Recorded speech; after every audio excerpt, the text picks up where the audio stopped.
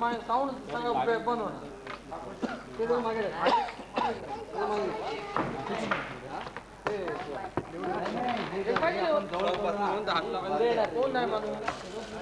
पुढे होते गायक किती येतील ना गायकाला हे ठेवू प्लॅटफॉर्म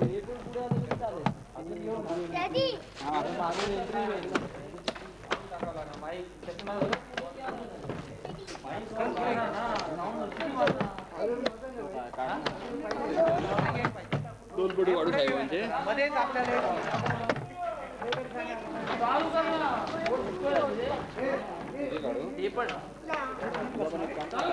वाद्यवाले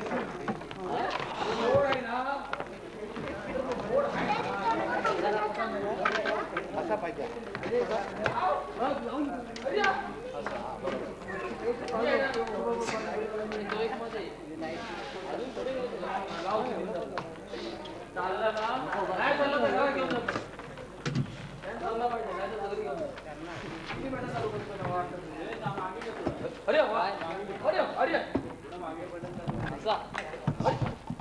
काय पंखे आणलेली भाई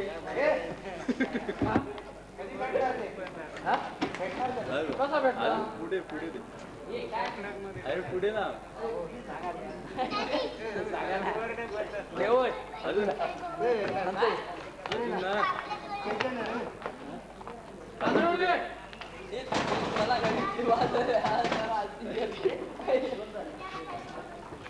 बस बस बस याला आणलंय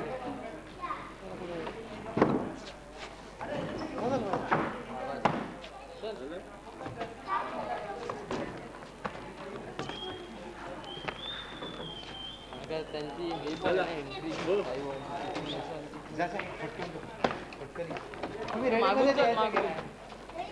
सगळं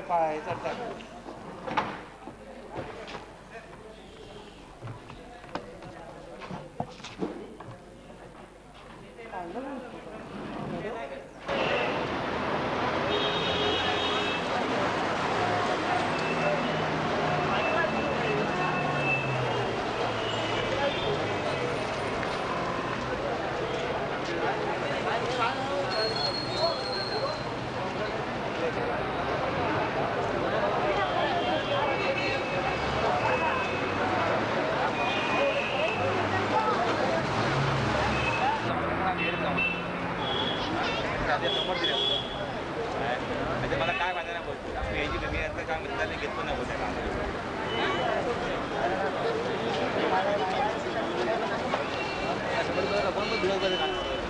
काय गरज आहे किती किती बोलते तुला वाटते जमत नाही मला दात दिली मला दात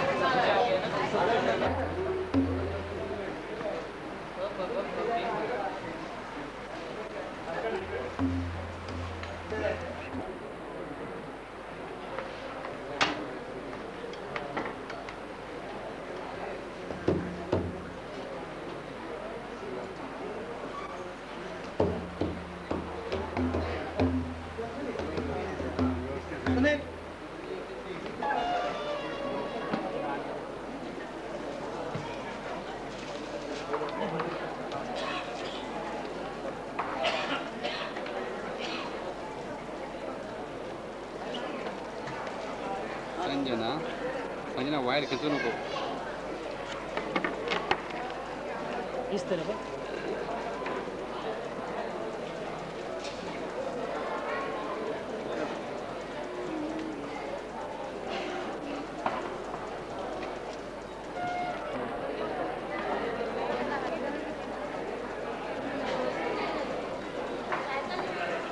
पूर्ण आहे ना तिकीट वगैरे असं का?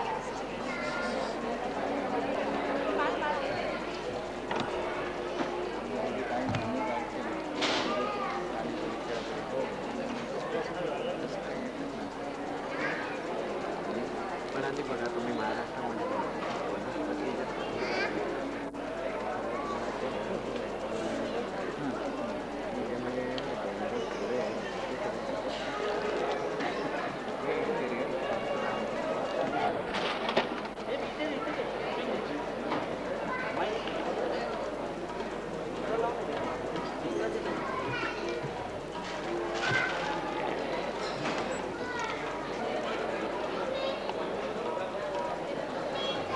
डान्सर आहे ना परत डान्स करतात तो अध्यक्ष आवाज होता तोंडाने सिंग जडेजा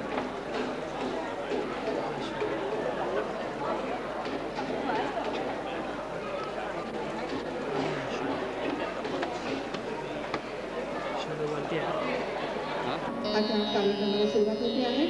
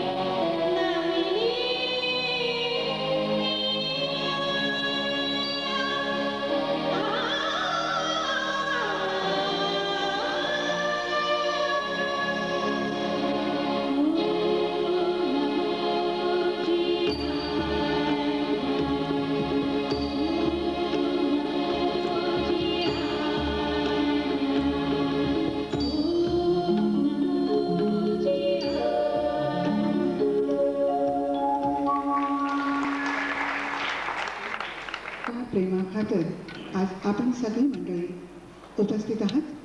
आपण सर्वांचं मी पुन्हा एकदा मनापासून स्वागत करते आहे. आणि या ठिकाणी आज आपण रसिकता आणि भावुकता यांच्या संमेलनामधून सजलेला संगीताचा कार्यक्रम ऐकणार आहात. आणि आता रंगमंचावरती सदानंद महाराज सातारचे आणि दत्ताजी नाईक यांनी धारण केलेल्या साई स्वरूपाची भेट होती आहे.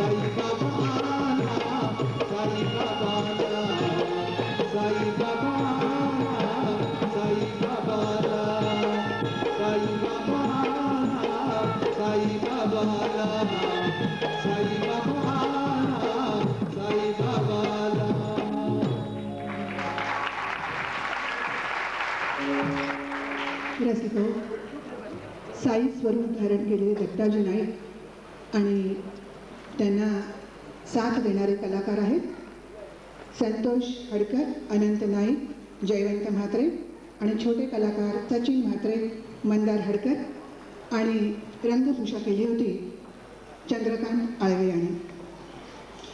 रसिको, रंगमंचावर आपण सातारच्या साईरंग महाराजांची आणि दत्ताजी नाईक यांनी धारण केलेल्या साई स्वरूपाची भेट पाहिली. प्रत्यक्ष परमेश्वर हा असाच भेटत असतो प्रत्येकाला प्रत्येकाच्या रूपामध्ये. तो जळीस्थळी काष्टी पाषाणी सर्वत्र भरलेला आहे आणि म्हणूनच संत तुलसीदासजीने सांगितलेलं आहे, घट घटमे साई रमता कटुक वचन बोल. प्रत्येक वस्तुमात्रामध्ये परमेश्वराचं अस्तित्व आहे, तेव्हा माणसानं कधी कठोर कडवट बोलायचं नाही. दुसऱ्याच्या अंतःकरणाला मनाला दुःख होईल असं वागायचं नाही. तर त्या दयाळू परमेश्वराच्या ठिकाणी नतमस्तक व्हायचं आणि मन एकाग्र करायचं. त्याचबरोबर त्या दयाघनाच्या कृपा कटाक्षाचा अनुभव घेत राहायचं.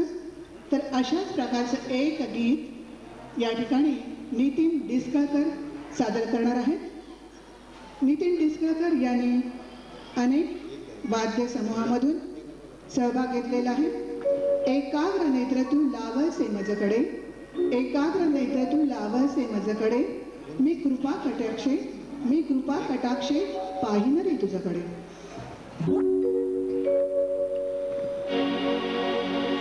एकाग्र नेत्र तू लाव तुझे मजकडे,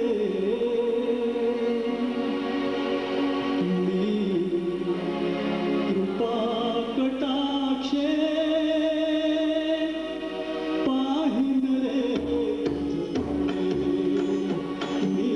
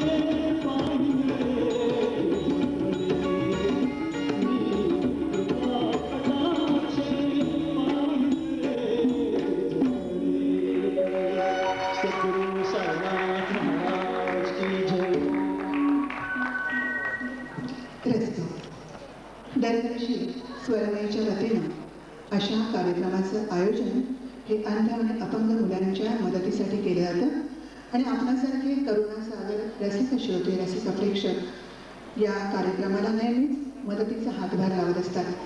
परंतु एक नम्रपणे इथे सूचित करावंसं वाटतं की या संपूर्ण विश्वामध्ये चराचरामध्ये सजीव निर्जीवामध्ये एकच परमतत्व आहे असं 700 वर्षापूर्वी संत ज्ञानदेवांनी सांगितलेलं होतं. आणि इथे तर आपण सगळेच माणसं आहोत. संवेदना सुख दुःख जाणवणारं मन आपल्या सगळ्यांना आहे आणि म्हणूनच या विश्वाची एकरूपता समाजाची एकरूपता जाणण्यासाठी मी दुसऱ्याला मदत करत नाही आहे, तर ही एकरूपता एकसंध ठेवण्यासाठी मी मलाच मदत करतोय अशा प्रकारची जागृती मनामध्ये निर्माण होणं अतिशय आवश्यक आहे. संत तुकारामाने सुद्धा तुझं माझं नाही भेद तुका म्हणे हेची सत्य असं सांगितलेलं होतं. अर्थात संत जनाबाई संत नामदेव ज्ञानदेव या सगळ्या संतांचं हे एकच म्हणणं होतं आणि यासाठी शंकर आणि कृष्ण हे जरी दोन देव असतील त्यांच्यामध्ये अद्वैत आहे एकरूपता आहे आणि म्हणूनच शिर्डीचे साईबाबा हे कधी आपल्याला श्यामवंश कृष्णासारखे दिसतात तर कधी भोळ्या शंकरासारखे दिसतात. या ठिकाणी गोड आवाजाची निसर्गदत्त देणगी लाभलेली गायिका सीमा चंद्रगुप्त सादर करते आहे. साईनाथ भोळा भोळा रे साई श्याम चावला रे.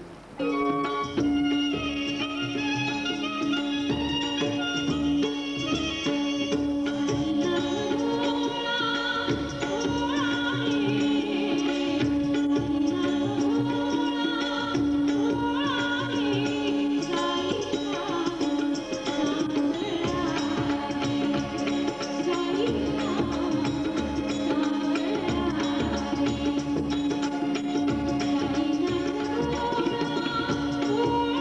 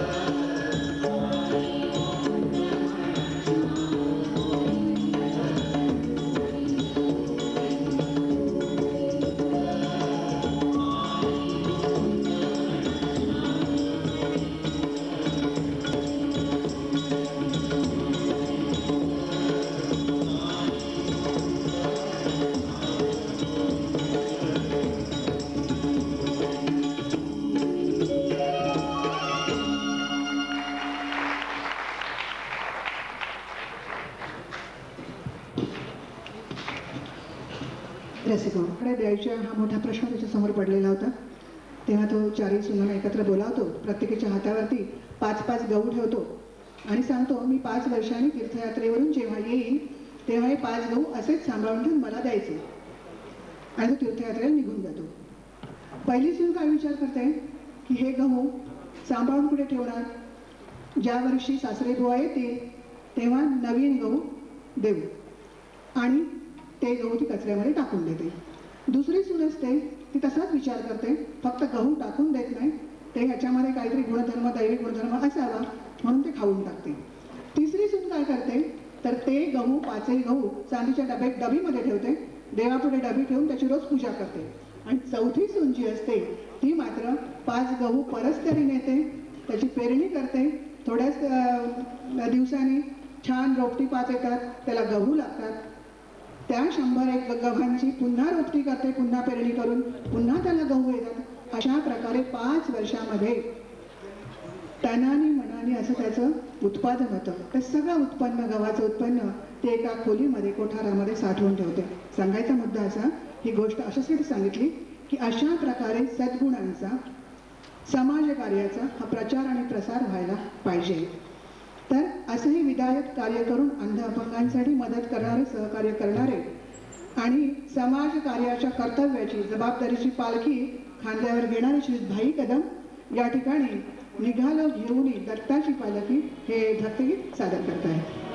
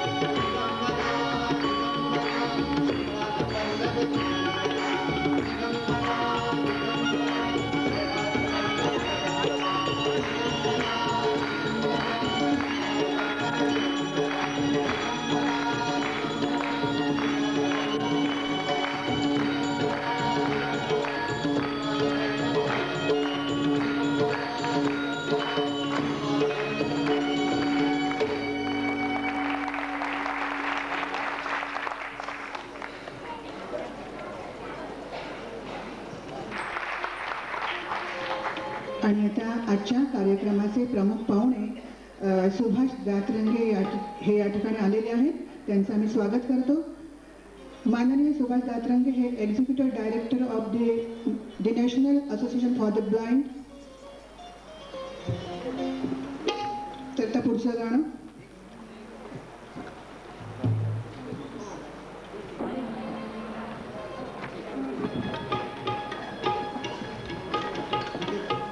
हॅलो. आपणापुढे मी जसं व्यायाम क्षेत्रातला आहे तसंच माझे मित्र विजू पेंडकर, भारतश्री आणि ज्यांची व्यायामशाळा आहे माटुंग्याला, तर त्यांनी आजच्या ह्या कार्यक्रमाला उपस्थितीच नुसती दर्शवली नाही, पण त्यांनी 2 ट्रायसिकल्स आपल्या ह्या अपंगांना देण्याचं कबूल नाही केलं, पण दिल्याच आहे त्यांनी. आणि त्यांना एका कार्यक्रमाला लवकर जायचं असल्या कारणाने त्यांचं आम्ही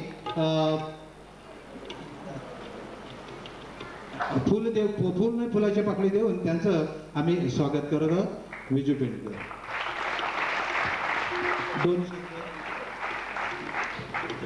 2 शब्द या ठिकाणी काय सांगू. भाई आमचा खरा म्हणजे आदर्श आहे. भाईचा आदर्श ठेवूनच आम्ही या मुंबईमध्ये चांगल्या व्यायामशाळा चालू ठेवलेल्या आहेत. भाईनं ललामभूत ठरणारे असे बॉडी बिल्डर्स, चांगले शरीरश्रेष्ठ या महाराष्ट्रात नव्हे तर देशाला चांगले दिलेले आहेत. आणि त्याच्याबरोबर अशा तऱ्हेच्या या अंध आणि अपंगांकरता त्यांनी स्वतःला आज वाहून घेतलेलं आहे. आणि म्हणून कधी कधी तो आम्हाला नेहमी सांगतो की कार्य करत असताना फार त्रास सहन करावा लागतो, लोक साथ देत नाहीत. त्यावेळी मी भाईला सांगितलं की भाई करता एक चांगला शेर मी या ठिकाणी बसल्या एक निर्माण केला की क्षमा पूछने के बाद भी चल सकती है, कश्ती हदे तूफान से निकल सकती है, मायूस न हो अपने इरादे बदल, ये तकदीर किसी वक्त भी बदल सकती है. आणि हा संपूर्ण समाज भाई या ठिकाणी भाईच्या कुटुंबानं त्यांच्या मिसेसनी, मुलांनी, सर्वांनी मिळून या खरं म्हणजे या कार्यक्रमाला वाहून घेतलेलं आहे. भाईला ज्या वेळेला या कार्यक्रमाला मदत लागेल त्या वेळेला मी, आमचे तळवळकर सर, पपी पाटील, ही सर्व व्यायाम क्षेत्रातील मंडळी, एक भाई आमचा आदर्श आहे आणि म्हणून त्याच्याकरता आम्ही सर्वतोपरी मदत करायला या ठिकाणी तयार आहोत असं मी भाईला या ठिकाणी सांगतोय. आणि दुसरं या ठिकाणी सांगतो, एवढा चांगला कार्यक्रम असं मला खरोखर मला एवढं माहित नव्हतं की भाई एवढा चांगला कार्यक्रम करतोय. माझ्या मी ज्या शेरे पंजाब या कॉलनीमध्ये राहतो त्या ठिकाणी जर भाईने अशा तऱ्हेचा कार्यक्रम घेतला तर निश्चितपणानं मी मंत्र्यांसारखं खोटं आश्वासन देणार नाही. पण जी कॉलनी आहे ती 500 बिल्डिंगची कॉलनी आहे, तर मोठमोठे बिल्डर्स आमच्याकडे आहेत, तर निदान 10 सायकली मी त्यांना तुम्हाला द्यायला लावीन एवढे या ठिकाणी मी जायचं सांगतो.